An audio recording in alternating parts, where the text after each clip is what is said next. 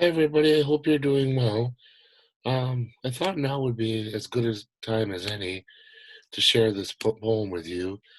I think for many of you, it might be familiar already by the 1980 Nobel laureate in literature, Czesław Miłosz. You who wronged,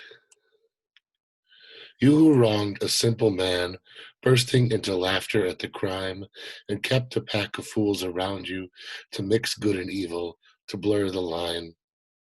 Though everyone bow down before you, saying virtue and wisdom lit your way, striking gold medals in your honor, glad to have survived another day.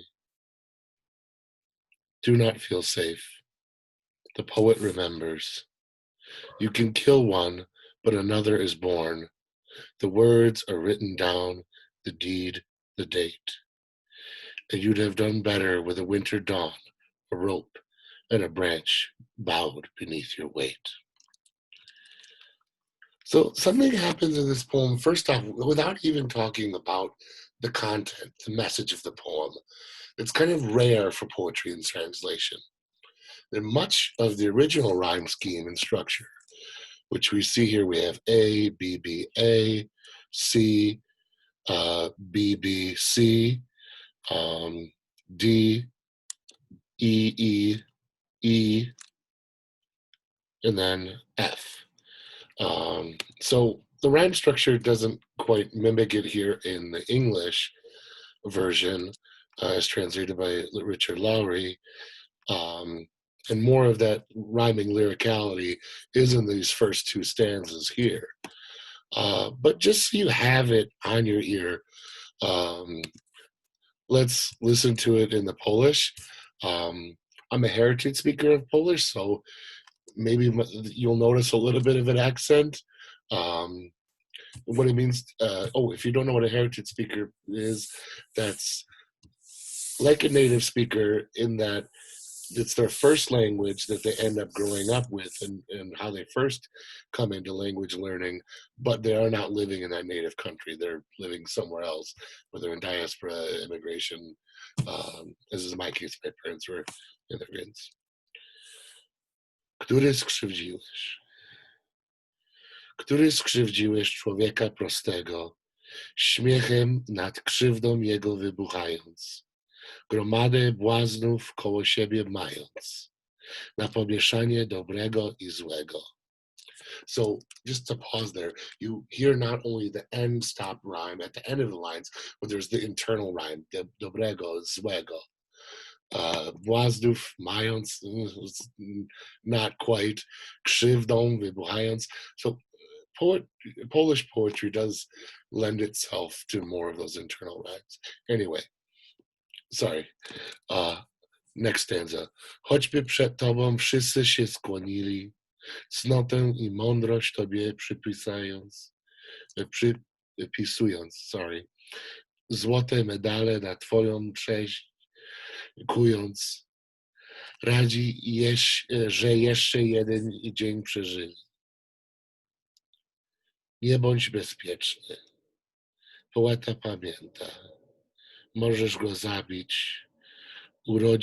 Narodzi się nowy. Spisane będą czyny i rozmowy. Lepszy dla ciebie byłby świt zimowy i sznur i gałąź pod ciężarem zgiętą. And I feel tougher reading the Polish version. I feel like that last stanza is even more like badass in the Polish. Like really, there is like it's kind of relatively new, a genre of poems, and for the sake of keeping this civil, they're called FU poems, where you say FU to somebody without actually saying those two words. Sometimes it's much more powerful than to say that. I love you, like I'm quoting my friend Maya, who's also a poet, her poem, I love you like I love walking through Chinatown on garbage day in the rain. Clearly an FU kind of statement. But let's look up behind the history of this poem. Like, you who wronged, just as this is the case with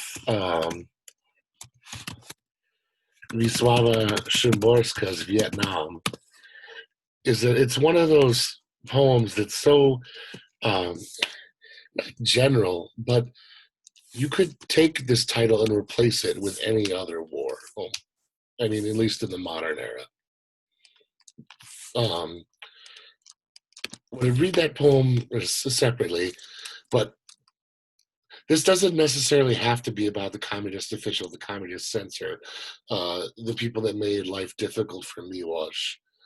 And on the other hand, not just the communists who censored him and oppressed him, but the folks who accused him of collaborating with communists, because why did he get this special appointment in France? Why did he get to emigrate to Berkeley after that? I think that those accusations are without merit, and with Miłosz's politics certainly were not conservative by any means. I don't think that he was necessarily in favor of a communist regime, especially one that censored and stifled artistic creativity the way it did, as we see in the only acceptable art form of socialist realism, praising the machine and the state. Anyway, maybe I'm getting too much into politics. Let me stick to the poem here. So, deceptively playful with these rhymes again, right? You who wronged a simple man, bursting into laughter at the crime. I think that the original in Polish, człowieka prostego, there's double and triple meanings to that. It's a little bit more complicated. It's not just someone who's simple and straightforward. It's your average Joe, your everyday person, człowiek prosty. And also someone who's an everyday person is not one who's especially special that goes out of the way to offend or I mean, it's just another, as far as the authority is concerned, it was another cog in the machine. It either offends nor displeases more than any other. I hate to look at it that brutally, but it seems like that's been the case. You kept a pack of fools around you to mix good and evil, to blur the line. Certainly, why would this exist? It's a paradox, certainly. And we see paradoxes in a lot of poetry. A lot of poetry depends on paradox, what Keats calls negative capability. How could something be both good and evil at once? If you're interested in paradox, I suggest reading Tadeusz Różewicz. He has a lot of paradoxes in his poetry, especially as a Holocaust survivor. All these different concepts, seemingly diametrically opposed things, existed all at once, somehow impossibly at the same time. But to mix good and evil, to blur the line, why would a politician, why would a government leader want to obfuscate? I leave that up to you, but it makes it harder to tell. Not everything is black and white. Not everything is completely good. Not everything is completely evil. There's a little bit of one or the other in most cases, in most people. But here, I think it's more about the confusion, to really just, gosh, he's raising my taxes. I hate him, but he's raising my taxes to build me a road to my home that I don't have a road to my home. I love it. And maybe it's not that straightforward.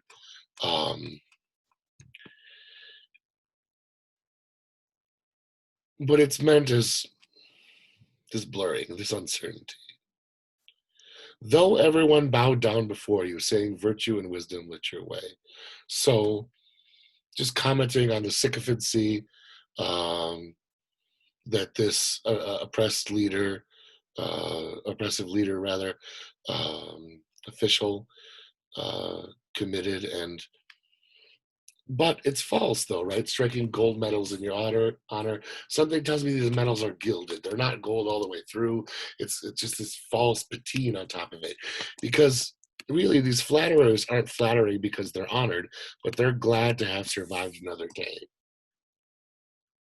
If someone's terrified for their life, of course they're going to tell you they like your new haircut or your new boots or your new uh, riding crop, or I don't know, whatever dictators have in their uh, ensemble wardrobe. But here then we have a turn, and it's a heavy turn. It's almost like the turn in a Shakespearean sonnet where we get those first few stanzas, 4 lines, 4 lines, 4 lines, and then 2 lines kind of subverts the meaning, turns the poem on its head, and really gives it. We have it early here. I just noticed something about this poem I had never noticed before. I can't believe it. This is almost a sonnet, uh, uh, a 13-line sonnet. But the turn comes early.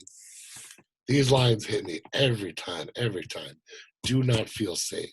The poet remembers. You can kill one, but another is born. So Poland has a long history of poets, being the unacknowledged legislators of the world, and poets calling their fellow country people to activism. Not just poets. I mean, there were a lot of uh, really really strong patriotism trying to bring Poland and Polish culture back together in the positivist period, which was more known for women writing fiction than these dire, romantic, desperate geniuses begging for autonomy. So, but here, uh, those are two opposing camps in Polish literature. So, do we gain freedom with a young man in the field with a sword, or a young woman in the classroom with a book? Here, I think maybe it's a little bit of both, because we have the poet writing down these deeds, the date, um, and that's the thing about poetry, is that in a way it preserves these people, their words. I mean, it's not just Mickiewicz calling soldiers to fight for Polish autonomy, uh, in the Napoleonic legions, or with Kosciuszko, or um,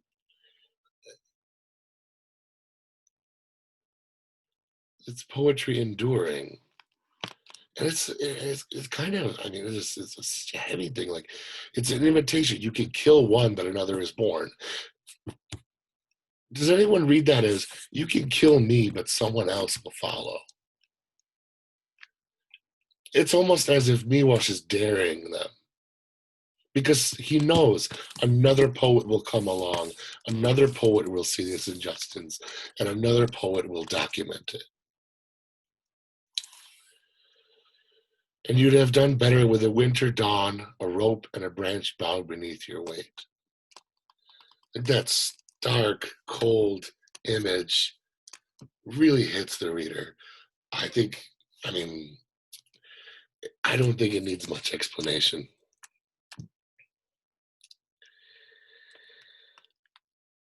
And keep in mind, so this is 1950 when Miłosz wrote this, so he's not quite in Berkeley yet, and he's still kind of in that period where he's traveling. There's Paris, there's not Krakow anymore, but hasn't completely settled. So yeah, I just thought this was interesting poem to share. I know that I've talked about Miłosz in the past before at the Polish Center and Woodland Pattern and other places, but I just thought it was an important time. And I found another video of Czesław Miłosz that I'll share in this email blast. All right. Thanks. I hope everyone's healthy and safe. Bye.